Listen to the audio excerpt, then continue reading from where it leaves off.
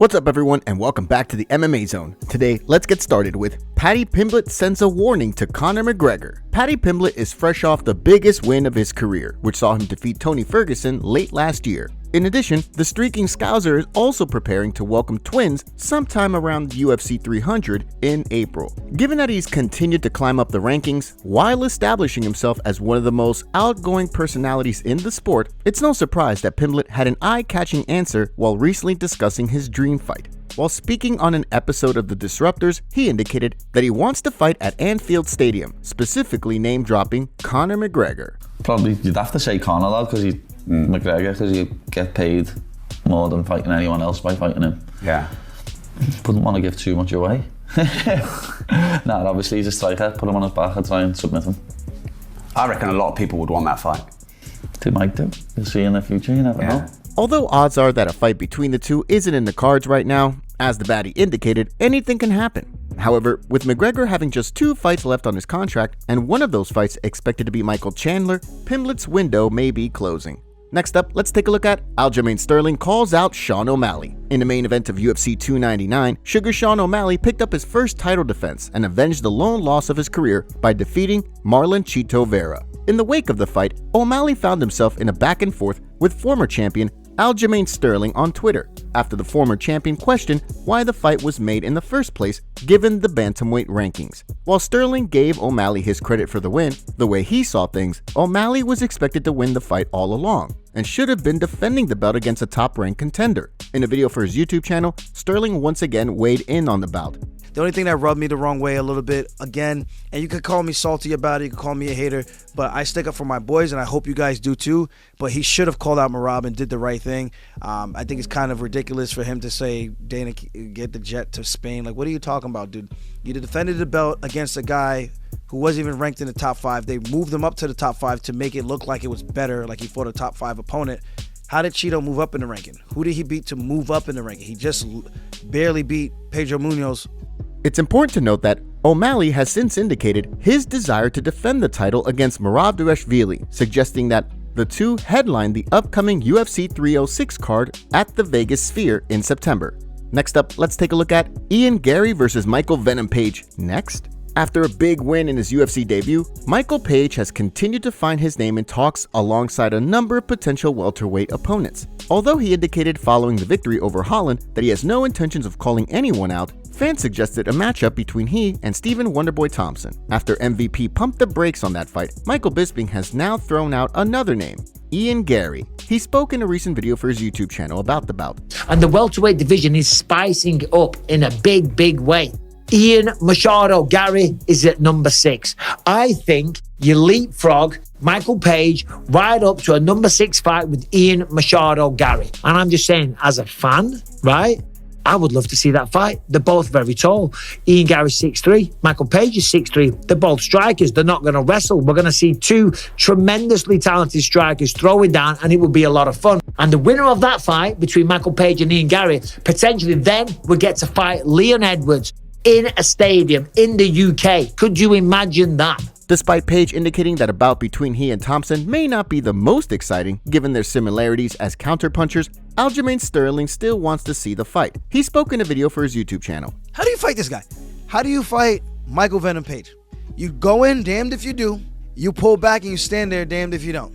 So if you stand there, you give him an opportunity to use, instead of like his footwork, his bounce, his rhythm, his off-step stuff, and then he's got both hands, he's looking away, he's looking down, he's showing his legs, and then he's coming back with these darting punches, and then you run in, and he's backing up, he's sliding, and every time you try to step in, you try to blitz, he counters you, or he's out of there, nowhere to be found.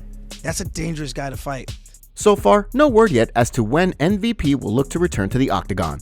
Next, let's take a look at Islam Makhachev fires back at Charles Oliveira comment. In the wake of Dustin Poirier's win over Benoit Saint-Denis in the co-main event of UFC 299, the former interim lightweight champ now finds himself in a position to compete against Islam Makhachev this summer. While many have questioned why Poirier should get to jump the line, when there are other contenders waiting for their shot, with Charles Oliveira, Arman Tsarukyan, and Justin Gaethje all booked for UFC 300 fights. None of the other top-ranked contenders will be in a position to fight early this summer on Makhachev's timeline. After a recent post on Instagram showing himself alongside Dana White, which the champ captioned, "Dana, I got hungry, feed me someone," a fan wrote in the comments, "The champ has a name," along with a series of Brazilian flags. Makhachev himself then responded, writing, "Champ have belt." So far, a fight between Makhachev and Poirier has not been finalized. However, given that no other top-ranked contender is available, a bout between the two makes sense, with the winner then fighting one of the 3 lightweight contenders mentioned previously towards the end of the year. This would not only keep the division moving along, but also follow the timeline given by Makhachev on social media recently, where he indicated his desire to fight this summer, at the end of the year, and then in early 2025. Now, let's shift gears and take a look at UFC Fight Updates. After an exciting weekend of action in Miami, let's look at today's UFC Fight Updates, starting with an update to the upcoming UFC Vegas 90 card on April 6th, which will no longer feature Josh Fremont, who is withdrawn from his scheduled fight with Cesar Almeida. In his place, Almeida will now throw down with Dylan Budka on the card, where Almeida will look to pick up his second straight victory after Dana White's Contender Series win back in August. On the flip side, Budka will be looking to build on a 2-fight win streak that recently saw him pick up a September victory on Dana White's Contender Series.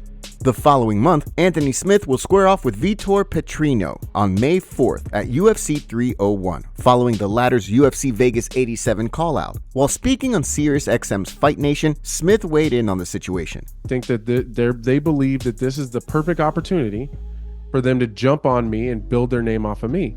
That's what pisses me off. Part of me wants to go, yeah, cool. Like, hit me up in 20 UFC fights. Hit me up in 8 main events. Hit me up in 10 bonuses. Like, when you've done what I've done, then come talk to me. But now I'm like, no. No, we're not fucking just gonna let this, like, there needs to be consequences. Like, if you want something, maybe you should be careful what you ask for. Last but certainly not least, reports have indicated that Grant Dawson and Joe Selecki will throw down at UFC 302 in a lightweight bout that will see Dawson look to avenge an October loss to Bobby Green, while Selecki looks to bounce back from a December loss to Dragar Closa. Next, let's take a look at UFC signing new deal with Netflix. With the UFC's broadcasting rights deal up at the end of 2025, it's no secret that the promotion will begin negotiations for a new broadcasting rights deal sooner rather than later. With the valuation of the promotion only going up since their previous deal, the expectation is that the UFC will sign a massive deal. The question is, with whom? According to a report from MMA Fighting, TKO Group Holdings president Mark Shapiro indicated that multiple bidders have inquired about the situation, as the outlet quoted Shapiro saying, "It is our preference to stay at Disney because of this history, but we've had impromptu 3 different platforms inquire about that window that you're talking about and when we might be able to sit down with them to discuss moving to a different platform, which we will do if we can't get the right deal. But the window opens in January. There's no reason we can't start talking about it earlier."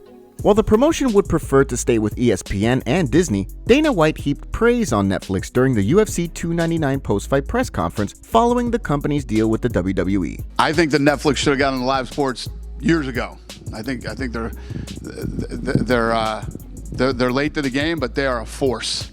They're a force, man. And when you look at the amount of homes that they're in worldwide, as all these massive streaming companies start to get bigger and bigger, they have to be involved in live sports. When asked if he and the UFC would be talking to Netflix when the time comes, White played coy, indicating that the promotion is going to talk to everybody. Next, let's take a look at Israel Adesanya's career coming to an end. While Israel Adesanya has made it clear that he plans to return to action this year and wants to add to his already impressive highlight reel, his former opponent, Marvin Vettori, believes that the last stylebenders' day at the top of the sport are over. Ahead of his upcoming fight with Brendan Allen, Vettori is more motivated than ever to capture UFC gold. Speaking in an interview with the Schmo, he discussed all things fighting while making a bold prediction about Israel Adesanya. Izzy will lose any fight that if he comes back, he's not gonna win any fight. I'm gonna tell you this. No fight. No, he's on the top 3-4. He's not gonna win any fight. What about if it's Hamza Aljamain? No, he's not gonna win. I don't think he's gonna beat Hamza either. No, I don't think so. No, he's gonna get taken down, I think. So no, I don't think. I mean, if he comes back, he's just gonna lose, I think.